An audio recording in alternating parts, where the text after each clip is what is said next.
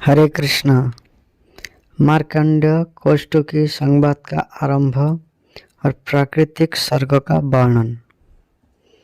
श्री जामिनी जी बोले, श्रेष्ठ पक्षीगण, आपने प्रवृत्ति और निवृत्ति दो प्रकार के वैदिक कर्म बतलाते हुए मुझे बहुत सुंदर उपदेश दिया है।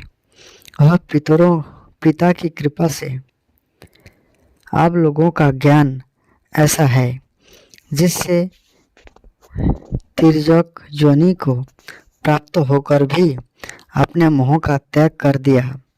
आप लोग धन्य हैं, क्योंकि उत्तम सिद्धि की प्राप्ति के लिए आप लोगों का मन आज भी पूर्वावस्था में ही स्थित है। विषय जनित मोह उसे विचलित नहीं कर पाते। मेरा बड़ा भाग्य है कि महर्षि मार्कंडेय जी ने मुझे आप लोगों का परिचय दिया। आप सब प्रकार के संदेह का निवारण करने में सबसे श्रेष्ठ है। इस अत्यंत संकटपूर्ण संसार में भटकते हुए मनुष्य को बिना तपस्या किए आप जैसे संतों का संग प्राप्त होना दुर्लभ है। मैं तो ऐसा समझता हूँ कि प्रवृत्ति निवृत्ति एवं ज्ञान के विषय में आप लोगों की बुद्धि जैसी निर्मल है वैसी दूसरे किसी की नहीं है। यदि आपका मुझ पर अनुग्रह है तो मेरे लिए आगे बताई जाने वाली बातों का पूर्ण रूप से वर्णन करने की कृपा कीजिए।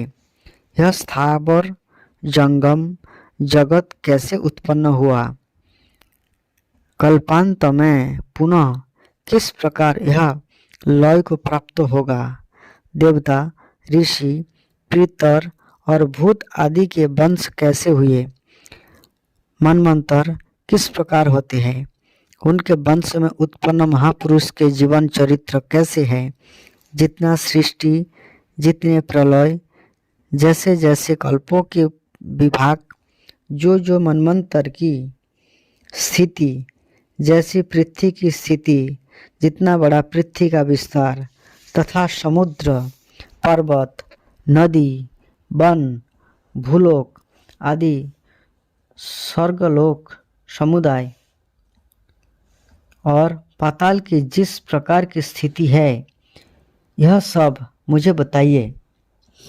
सूर्य चंद्रमा आदि ग्रह नक्षत्र और तारों की गति तथा प्रलय काल तक की सारी बातें मैं सुनना चाहता हूँ। जब इस जगत का संहार हो जाएगा तब उसके बाद क्या शेष रहेगा, इस प्रश्न पर भी प्रकाश डाले। पक्षियों ने कहा, मुनि श्रेष्ठ, आपने हम लोगों पर प्रश्नों का ऐसा भार रख दिया जिसकी कहीं तुलना नहीं है। अब हम आपके पूछे हुए विषयों का वर्णन करते हैं, सुनिए। पूर्व काल में मार्कंडेय जी ने ब्राह्मण कुमार कौष्टुकी से, जो परम बुद्धिमान व्रत स्थान तथा शांत स्वभाव वाले थे, जो कुछ कहा था वही हम आपसे कहते हैं। एक समय महात्मा मार्कंडेय मुनि श्रेष्ठ ब्राह्मणों से घिरे बैठे थे। यहाँ कौष्टुकी ने वही बात पूछी थी जिसे आपने हमसे पूछा है। भृगुनंदन मार्कंडेय जी ने बड़ी प्रसन्नता के साथ कौष्टुकी के प्रश्नों का उत्तर दिया। उसी का हम आपसे वर्णन करते हैं, आप ध्यान देकर सुने। जो सृष्टि के समय ब्रह्मा, पालन काल में विष्णु तथा संहार के समय जगत का अंत करने वाले अत्यंत भयंकर रुद्र है, उन संपूर्ण जगत के स्वामी पद्मजनी पितामह ब्रह्मा जी को मैं प्रणाम करता हूँ। मार्कंडेय जी ने कहा, पूर्व काल में अव्यक्त जन्मा ब्रह्मा जी के प्रकट होते ही उनके मुखों से क्रमशः पुराण और वेद प्रकट हुए। फिर महर्षियों ने पुराण की बहुत सी संहिताएं रची और वेदों के भी सहस्त्र विभाग किए, धर्म, ज्ञान, वैराग्य और ऐश्वर्य। ये चारों महात्मा ब्रह्मा जी के उपदेश बिना नहीं सिद्ध हो सकते थे। ब्रह्मा जी के मानस पुत्र सप्त ऋषियों ने उनसे वेदों को ग्रहण किया और ब्रह्मा जी के मन से उत्पन्न हुए भृगु आदि ऋषियों ने पुराणों को अपनाया। भृगु से च्यवन ने और च्यवन से ब्रह्मर्षियों ने उसे प्राप्त किया। फिर उन्होंने दक्षों को उपदेश दिया और दक्ष ने मुझे इस पुराण को सुनाया था। वही आज मैं तुमसे कहलाता हूँ। यह पुराण कली युग के समस्त पापों का नाश करने वाला है, जो संपूर्ण जगत की उत्पत्ति के स्थान, अजन्मा, अविनाशी, आश्रय स्वरूप, चराचर जगत को धारण करने वाले तथा परम पद स्वरूप है, जिन्हें आदि पुरुष ब्रह्मा कहा जाता है, जो उत्पत्ति, पालन और संहार के कारण है।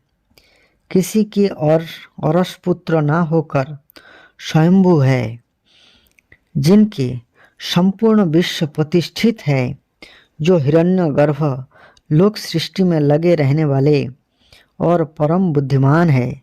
उन भगवान ब्रह्मा जी को नमस्कार करके मैं परम उत्तम भूत वर्ग का वर्णन आरंभ करता हूँ। यह भूत समुदाय 5 की संख्या में जानने के योग्य तथा विविध विविध स्रोतों से युक्त है। महत तत्व से लेकर विशेष पर्यंत उसकी स्थिति है। उसमें किसका कैसा लक्षण है और किसके रूप में कितनी भिन्नता है, उन सब बातों का ज्ञान कराते हुए भूत समुदाय का वर्णन करता हूँ। इस भौतिक जगत का जो कारण है उसे प्रधान कहते हैं। उसी को महर्षियों ने अव्यक्त कहा है और वही सूक्ष्म, नित्य एवं सत स्वरूपा प्रकृति है। सृष्टि के आदि काल में केवल ब्रह्मा था, जो नित्य, अविनाशी, अजर और अप्रेम है। उसका दूसरा कोई आधार नहीं है। यह गंध, रूप, रस, शब्द और स्पर्श से रहित है। उसका आदि और अंत नहीं है। यह संपूर्ण जगत की जोनि, तीनों गुणों का कारण एवं अविनाशी है। उसे आधुनिक नहीं, पुरातन एवं सनातन कहा गया है। यह ज्ञान विज्ञान का विषय नहीं है। प्रलय के पश्चात उस ब्रह्मा से ही यह सब कुछ व्यक्त था। मुने, सृष्टि का वर्णन। फिर सृष्टि काल आने पर गुणों की साम्यावस्था रूप प्रकृति जब ब्रह्म के क्षेत्रज्ञ रूप से अधिष्ठित हुई, तब उससे महत तत्व का आविर्भाव हुआ। उत्पन्न हुए उस महत तत्व को प्रधान अर्थात प्रकृति ने आवृत कर रखा है। जैसे बीज त्वचा से घिरा हुआ होता है, उसी प्रकार अव्यक्त प्रकृति से महत तत्व आच्छादित है। वह सात्विक, राजस और तामस भेद से 3 प्रकार का बताया गया है। तत्पश्चात उस महत तत्व से वैकारिक अर्थात सात्विक, तेजस अर्थात राजस तथा भूतादि रूप तामस, इन 3 भेदों वाला अहंकार उत्पन्न हुआ।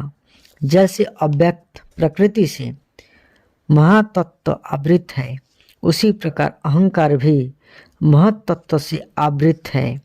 भूतादि नामक तामस अहंकार ने शब्द तन्मात्रा की सृष्टि की। उस शब्द तन्मात्रा से शब्द गुण वाला आकाश उत्पन्न हुआ। फिर भूतादि तामस अहंकार ने शब्द तन्मात्रा रूप आकाश को आच्छादित किया। इससे स्पर्श तन्मात्रा की सृष्टि हुई, जिससे बलवान वायु का प्रकट हुआ। वायु का गुण स्पर्श माना गया। माना गया है। शब्द तन्मात्रा रूप आकाश ने जब स्पर्श तन्मात्रा वाले वायु को आच्छादित किया, तब वायु ने भी विकृत होकर रूप तन्मात्रा की रचना की। इस प्रकार वायु से अग्नि तत्व प्रकट हुआ, जिसका गुण रूप बतलाया जाता है। तदंतर स्पर्श तन्मात्रा वाले वायु ने रूप तन्मात्रा वाले तेज को आवृत किया, जिससे विकृत होकर उस तेज ने रस तन्मात्रा की सृष्टि की। उस रस तन्मात्रा से जल प्रकट हुआ, जो रस नामक गुण से युक्त है। फिर रूप तन्मात्रा वाले अग्नि तत्व ने रस तन्मात्रा युक्त जल की आवृत किया। इससे जल में भी विकार आया और उससे गंध तन्मात्रा की सृष्टि हुई। उसी से यह जंघात रूपा पृथ्वी उत्पन्न हुई, जिसका गुण गंध है। उन भूतों में कारण रूप से तन्मात्राएं हैं, इसलिए ये भूत तन्मात्रा रूप माने गए हैं। तन्मात्राएं किसी विशेष भाव का बोध नहीं कराती, इसलिए ये अविशेष है। इस प्रकार तामस अहंकार से वह भूत तन्मात्रा रूप सर्ग प्रकट हुआ। वैकारिक अहंकार में सत्वगुण की अधिकता होने से यह सात्विक भी कहलाता है। उससे एक ही साथ वैकारिक सर्ग की उत्पत्ति होती है। 5 ज्ञानेंद्रियां और 5 कर्मेंद्रियां तेजस, राजस, अहंकार से उत्पन्न बतलाई जाती है और उनके अधिष्ठाता 10 देवता वैकारिक अर्थात सात्विक अहंकार से प्रकट हुए। 11वें मन को भी वैकारिक सर्ग में ही जानना चाहिए। इस प्रकार मन तथा इंद्रियाधिष्ठाता देवता वैकारिक माने गए हैं। श्रवण, त्वचा, नेत्र, जिह्वा और नासिका, ये 5 इंद्रियां शब्दादि विषयों का ज्ञान कराने के लिए है, इसलिए इन्हें ज्ञानेंद्रियां कहते हैं। दोनों पैर, गुदा, उपस्थ, दोनों हाथ और बाक, ये 5 कर्मेंद्रियां हैं। क्रमशः चलना, मल त्याग, रति के आनंद का अनुभव, शिल्प रचना और बोलना, ये 5 इनके कर्म है। शब्द तन्मात्रा युक्त आकाश स्पर्श तन्मात्रा वाले वायु में प्रविष्ट है, इसलिए वायु 2 गुणों से युक्त होता है। उसका अपना गुण स्पर्श है, उसके साथ आकाश का शब्द भी रहता है। इसी प्रकार शब्द और स्पर्श ये 2 गुण रूप में प्रवेश करते हैं, इसलिए अग्नि शब्द, स्पर्श और रूप इन 3 गुणों से युक्त रहता है। फिर शब्द, स्पर्श और रूप इन तीनों का रस में प्रवेश होता है, इसलिए रसात्मक जल को 4 गुणों से युक्त समझना चाहिए।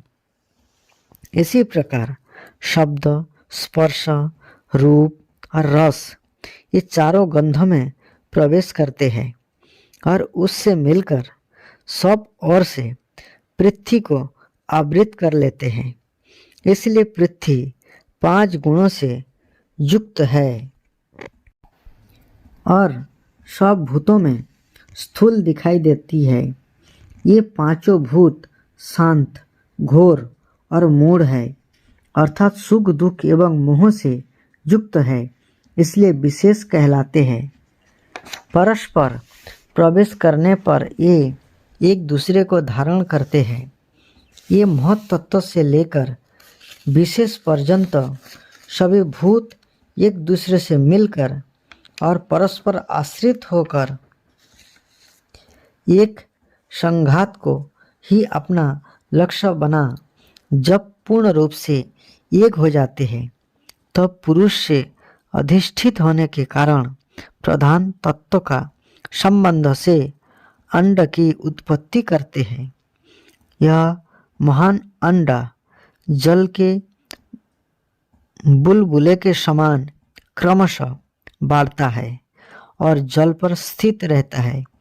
उस प्राकृत अंड में ब्रह्मा नाम से प्रसिद्ध क्षेत्रज्ञ पुरुष भी बुद्धि को प्राप्त होता है।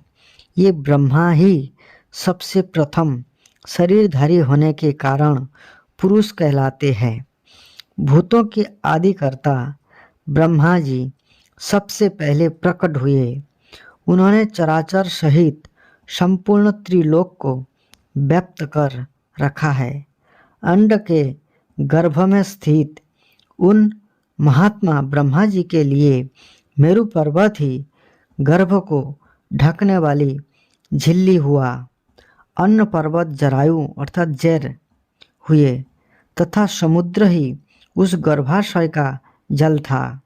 उस अंड में ही देवता, असुर और मनुष्यों सहित संपूर्ण जगत उत्पन्न हुआ तथा पर्वत, द्वीप, समुद्र और नक्षत्र मंडल के साथ त्रिभुवन का आविर्भाव हुआ। यह अंड क्रमशः जल, अग्नि, वायु, आकाश तथा तामस अहंकार के द्वारा बाहर से आवृत है। ये आवरण एक की अपेक्षा दूसरे 10 गुने बड़े हैं। तामस अहंकार उससे 10 गुने बड़े महत तत्व के द्वारा आवृत है और महत तत्व भी उन सब के सात अव्यक्त प्रकृति के द्वारा घिरा हुआ है। इस प्रकार इन 7 प्राकृत आवरणों से यह अंड आवृत है। इस तरह ये 8 प्रकृतियां एक दूसरे को आवृत करके स्थित है। यह प्रकृति नित्य है और उसके भीतर वे ही पुरुष है जो तुम्हें ब्रह्मा के नाम से बताए गए हैं। आप संक्षेप से पुनः इस विषय का वर्णन सुनो। जैसे कोई पुरुष जल में डूबकर फिर निकालते समय जल को फेंकता है, उसी प्रकार भगवान ब्रह्मा भी प्रकृति को हटाते हुए उससे प्रकट होते हैं। अव्यक्त प्रकृति को क्षेत्र बताया गया है और ब्रह्मा जी क्षेत्रज्ञ कहलाते हैं। यह संपूर्ण जगत क्षेत्रज्ञ रूप ही है, ऐसा समझना चाहिए। इस प्रकार यह प्राकृत सर्ग का वर्णन हुआ। इसके भीतर अधिष्ठात्री रूप से क्षेत्रज्ञ विराजमान रहता है। प्राकृत सर्ग ही प्रथम सृष्टि है। आगे एक ही परमात्मा में त्रिविध रूप ब्रह्मा जी की आयु, मान तथा सृष्टि का संक्षिप्त वर्णन आगे बताया गया है। कौशिक जी ने कहा, भगवान आपने ब्रह्मांड की उत्पत्ति का यथावत वर्णन किया तथा महात्मा ब्रह्मा जी के प्रादुर्भाव की बात भी बतलाई। भृगु कुल नंदन, मैं आपसे यह सुनना चाहता हूँ कि प्रलय के अंत में जब कि सबका उपसंहार हो जाता है और प्राणियों की सृष्टि नहीं होती, क्या शेष रहता है अथवा कुछ रहता ही नहीं। मार्कंड जी बोले, मुने, जब यह संपूर्ण जगत प्रकृति में लीन होता है, उस समय की स्थिति को विद्वान पुरुष प्राकृत प्रलय कहते हैं।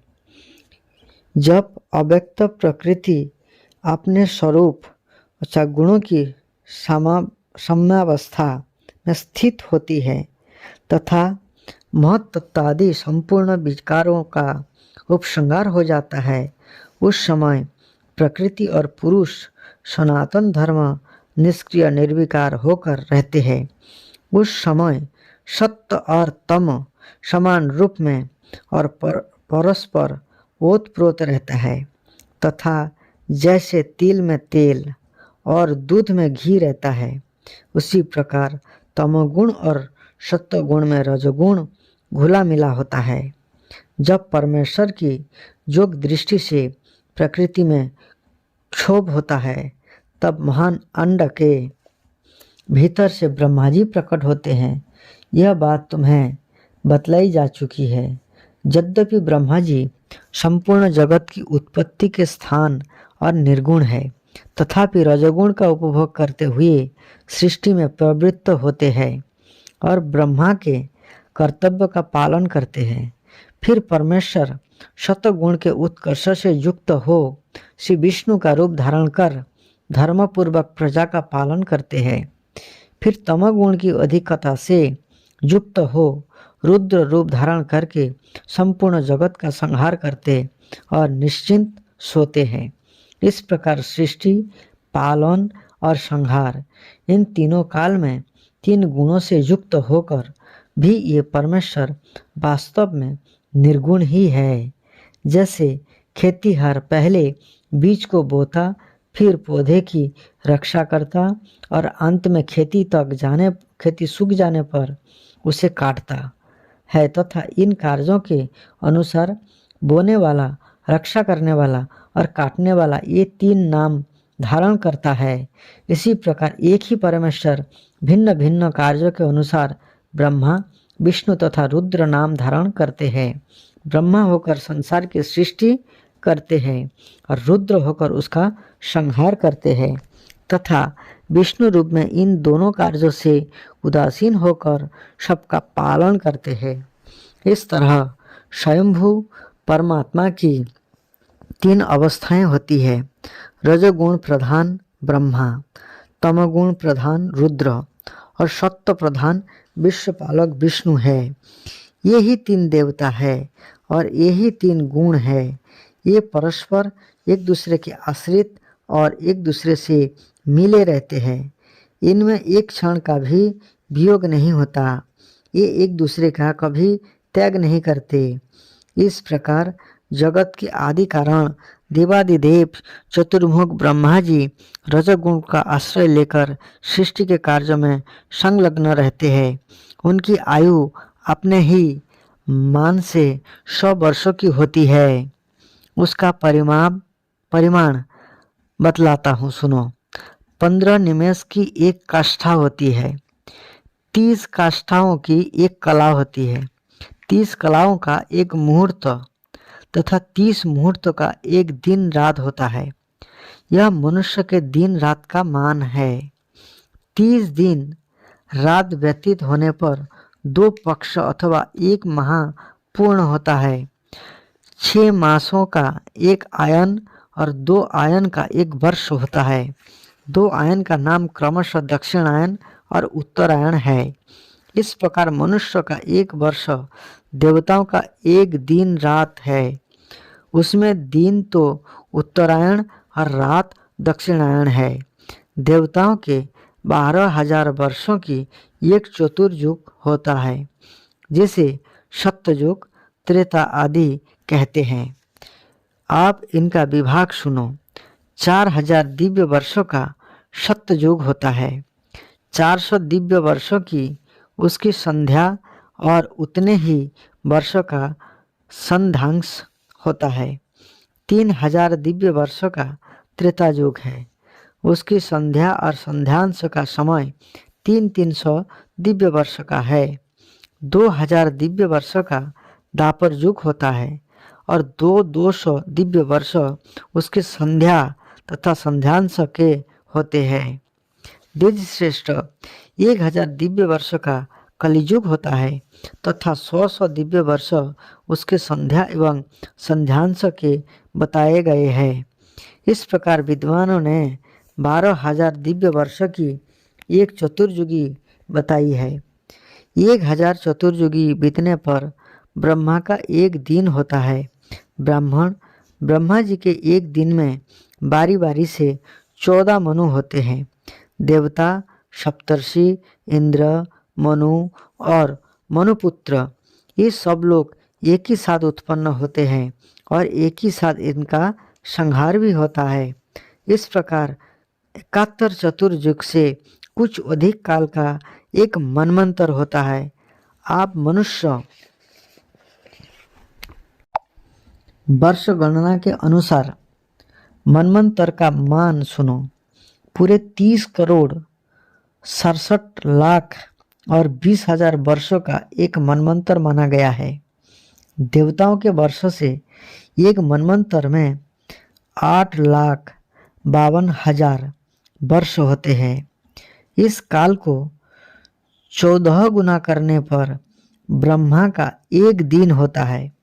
इसके अंत में विद्वानों ने नैमित्तिक प्रलय का होना बतलाता है। उसमें भूलोक, भुवलोक और स्वर्गलोक जलकर नष्ट हो जाते हैं। महरलोक बच जाता है, किंतु नीचे के लोक में जलने से वहाँ इतना ताप पहुँचता है कि उस लोक के निवासी जनलोक में चले जाते हैं। फिर तीनों लोक एक महासमुद्र के गर्भ में छिप जाते हैं। ब्रह्मा की रात आ जाती है, इसलिए ये उसमें शयन करते हैं। ब्रह्मा के दिन के बराबर ही उनकी रात भी होता है। उनके बीतने पर फिर सृष्टि का क्रम चालू होता है। इस प्रकार क्रमशः ब्रह्मा का एक वर्ष बीतता है और पूरे 100 वर्षों तक उनका जीवन रहता है। उनके 100 वर्षों की एक पौर कहते हैं। उसमें से 50 वर्षों की परार्ध संज्ञा है। इस तरह ब्रह्मा का एक परार्ध बीत चुका है। उसके अंत में पद्म नाम से विख्यात महाकल्प हुआ था। ब्राह्मण, आप उनका दूसरा परार्ध चल रहा है। इसमें यह बराह कल्प प्रथम कल्प है। कौष्टुकी बोले, सृष्टि के आदिकर्ता तथा प्रजापतियों के स्वामी भगवान ब्रह्मा जी ने जिस प्रकार प्रजा को उत्पन्न किया उसका मेरे लिए विस्तार पूर्वक वर्णन कीजिए। मार्कंडेय जी ने कहा, ब्राह्मण, पाद्मकल्प के अंत में जो प्रलय हुआ था उसके बाद रात्रि बीतने पर जब शतगुण के उत्कर्ष से युक्त श्री विष्णु स्वरूप ब्रह्मा जी सोकर उठे, उस समय उन्होंने संसार को शून्य देखा। जगत की उत्पत्ति और संहार करने वाले ब्रह्मा स्वरूप भगवान नारायण के विषय में विद्वान पुरुष यह श्लोक कहा करते हैं। आप नरा इति प्रोक्ता आप वे नरसु नवः तासु शेते सजस्पाश्च तेन नारायण स्मृति। जल नर से प्रकट हुआ है, इसलिए वह नार कहलाता है। भगवान उसमें सोते हैं। भगवान का यह अयन है, इसलिए ये नारायण कहे गए हैं। जागने के बाद उन्होंने पृथ्वी को जल के भीतर डूबी हुई जानकर उसे निकालने की इच्छा से बराह रूप धारण किया। उनका यह स्वरूप वेदमय, यज्ञमय एवं दिव्य था। उन सर्वव्यापी भगवान ने बराह रूप से ही जल में प्रवेश किया और पाताल से पृथ्वी को निकालकर जल के ऊपर रखा। उस समय जनलोक निवासी सिद्धगण उन जगदीश्वर का चिंतन एवं स्तवन कर रहे थे। पृथ्वी उस जल राशि के ऊपर बहुत बड़ी नौका की भांति स्थित हुई। पृथ्वी का आकार बहुत विशाल और विस्तृत है, इसलिए यह जल में डूब नहीं पाती। तदंतर पृथ्वी को बराबर करके भगवान ने उस पर पर्वतों की सृष्टि की। पूर्व कल्प की सृष्टि जब प्रलयाग्नि से दग्ध होने लगी थी, उस समय सब पर्वत पृथ्वी पर खंड खंड होकर बिखर गए और एकार्नव के जल में डूब गए। फिर वायु के द्वारा वहाँ बहुत सा जल एकत्रित हुआ।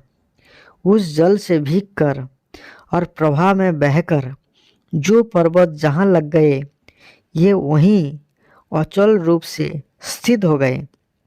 कौशिक ने कहा, ब्राह्मण, आपने थोड़े में ही सृष्टि का भली भांति वर्णन किया। आप मुझे देवता आदि की उत्पत्ति का वृत्तांत विस्तार के साथ बतलाइए। मार्कंडेय जी बोले, ब्राह्मण, ब्रह्मा जी के जब सृष्टि रचना का विचार किया तब पहले उनसे मानस पुत्र ही उत्पन्न हुए। तदंतर देवता, असुर, पितर और मनुष्य, इन चारों को उत्पन्न करने की इच्छा से उन्होंने जल में अपने को जोगयुक्त किया। जोगस्थ होने पर ब्रह्मा जी के कोटि प्रदेश से पहले असुर की उत्पत्ति हुई। तब उन्होंने अपने उस तमोगुणी शरीर को त्याग दिया। त्यागने पर वह शरीर रात्रि के रूप में परिणत हो गया। फिर दूसरा शरीर धारण करके जब प्रजापति ने सृष्टि का विचार किया तब उन्हें प्रसन्नता हुई। उस अवस्था में उनके मुख से सत्वगुण के उत्कर्ष से युक्त देवता उत्पन्न हुए। फिर भगवान ब्रह्मा ने उस शरीर को भी त्याग दिया। त्यागने पर वह सत्वप्राय दिन के रूप में परिणत हो गया। तदंतर पुनः उन्होंने सत्वगुणी शरीर को ही धारण किया।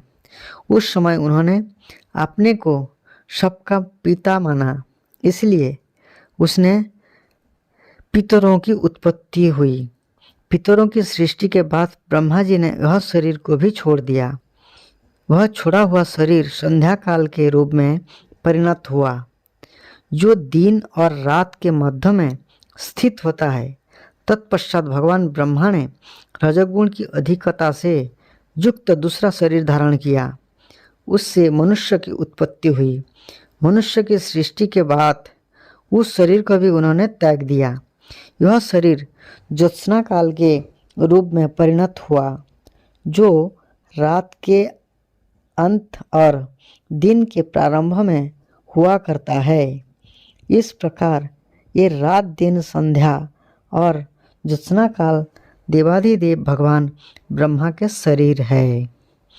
ब्रह्मा जी ने अपने प्रथम मुख से गायत्री छंद, ऋग्वेद, त्रिवृत, रथंतर, साम तथा अग्निष्ठोम यज्ञों को उत्पन्न किया।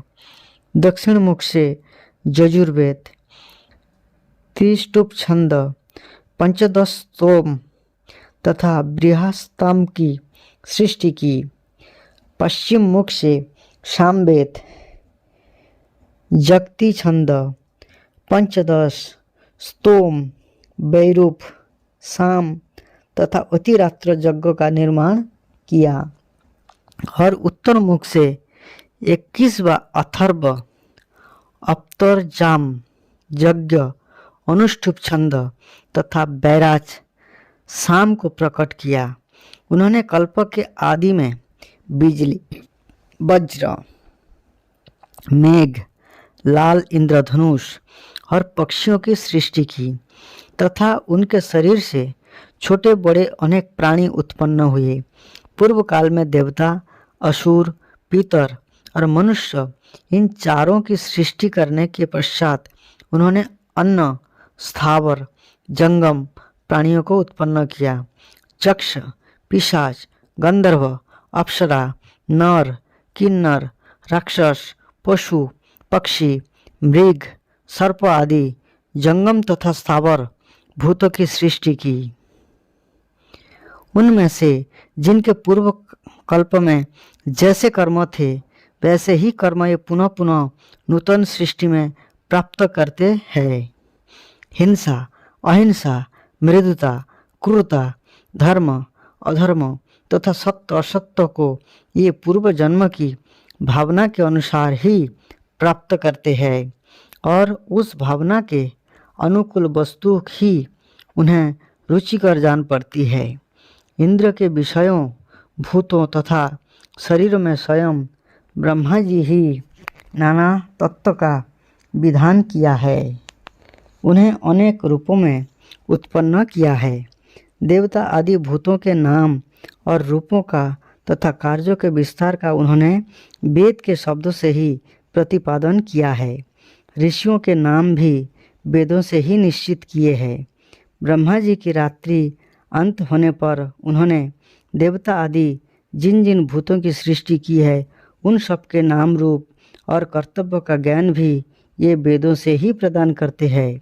जिस ऋतु में जिस प्रकार के अनेकों चिन्ह देखे जाते हैं, युगादि में सृष्टि होने पर ये सभी वैसे ही दृष्टिगोचर होते हैं। रात्रि के अंत में जगे हुए अव्यक्त जन्मा ब्रह्मा की सृष्टि प्रत्येक कल्प में ऐसी ही होती है। इस प्रकार से अपने सृष्टि का वर्णन सुना। अगला सृष्टि का वर्णन